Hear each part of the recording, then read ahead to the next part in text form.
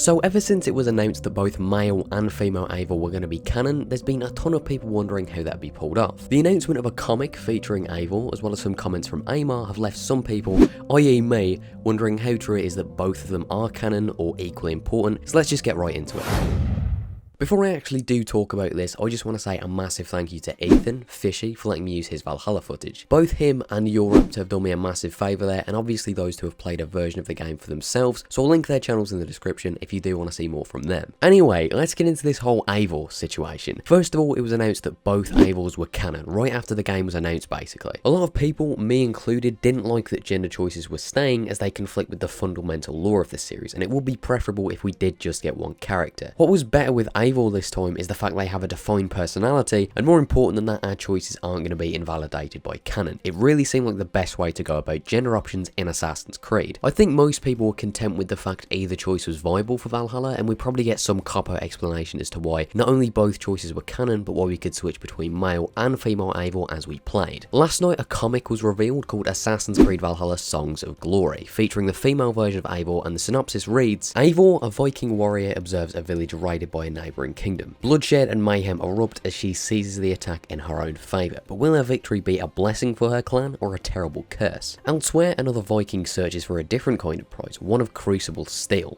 Now, as you may have noticed, that synopsis used feminine pronouns to describe Eivor. Access the Animus tweeted about this and about how that suggested the female version had some sort of prevalence over the male version, narratively speaking. Azaziah Aymar, who's the director of transmedia at Ubisoft, books, comics, all that stuff, replied saying indeed, which has confused a lot of people. After getting some understandable questions and backlash for that, he replied a while later saying, almost forgot how intense things can be. No one stated anything about canon. I confirmed female Eivor is in the comics, period. The team already express themselves and they are the ones taking the call. And this just sort of makes things more confusing. I don't know why he would confirm female Eivor would take more prevalence over the male version narrative wise than just to double down when he gets questioned on it. We know Darby intended for both to be canon in the actual game, so I don't know why in the comics that would be contradicted. I think the general assumption to explain the canonicity, if that's a word, of Eivor would be something to do with the Animus, whether it be a glitch or the Animus can't read the DNA, something that makes no sense but sort of blurs the line. A comic story that's almost definitely going to be out of the Animus, just following Eivor, not Layla reliving Eivor's memories, does take away that ambiguity. Or at least if that was the plan to explain how both are canon, it might not be, but suggesting that one version of the character has any sort of prevalence over the other is a big issue. As I say, having gender choices is a problem in the first place, but then when you make one more important than the other, not only does it somewhat devalidate playing as the less important one, it makes you wonder why they didn't just choose a game about one character and go all in. I don't think our choice will have much of an effect in the actual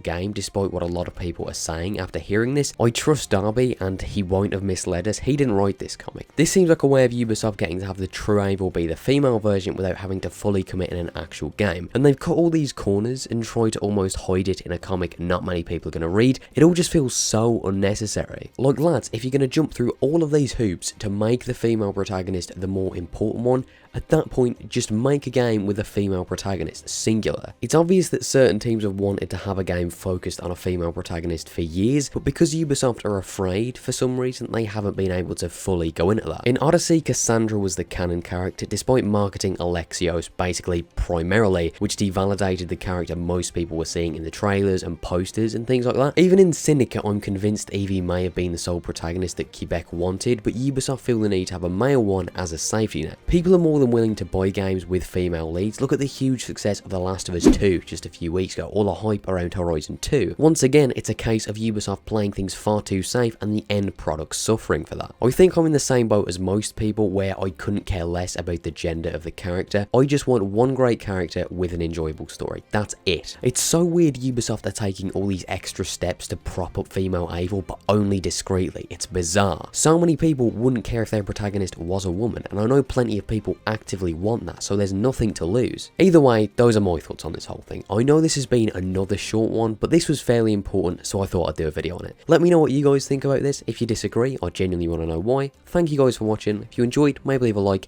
and if you didn't, maybe let me know why. Thanks again, and I'll see you all next time.